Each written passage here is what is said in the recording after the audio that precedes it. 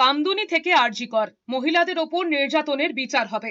মুখ্যমন্ত্রী হিসেবে নাম ঘোষণার পর প্রথম ভাষণেই রাজ্যের নারী সুরক্ষা নিয়ে নিজের অবস্থান স্পষ্ট করেছেন শুভেন্দু অধিকারী। তার সরকারের প্রথম এবং প্রধান লক্ষ্য হবে বিগত জামানার অমীমাংসিত এবং বিতর্কিত ফাইলগুলো পুনরায় খোলা।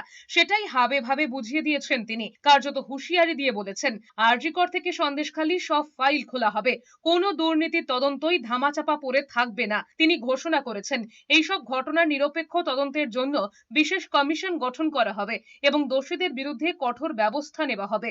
শুধু নারী সুরক্ষাই বা অপরাধ দমনই নয়, প্রশাসনিক স্তরে হওয়া প্রাতিষ্ঠানিক দুর্নীতি আটকাতেও একগুচ্ছ পরিকল্পনার কথা জানিয়েছেন তিনি। শুভেন্দু অধিকারীর কথা, যারা সরকারি অর্থ নয়ছয় করেছেন এবং প্রাতিষ্ঠানিক দুর্নীতিতে যুক্ত ছিলেন, তাদের বিরুদ্ধে একজন অবসরপ্রাপ্ত বিচারপতিকে দিয়ে কমিশন বসানো হবে। কেউ ছাড় পাবে না। সন্দেশখালী থেকে আরজি কর হয়ে যত মা বোনেদের উপরে, কন্যাদের উপর অত্যাচার হয়েছে তার কমিশন বসবে এবং যারা অভিযুক্ত তাদের বিরুদ্ধে ব্যবস্থা নেওয়া হবে।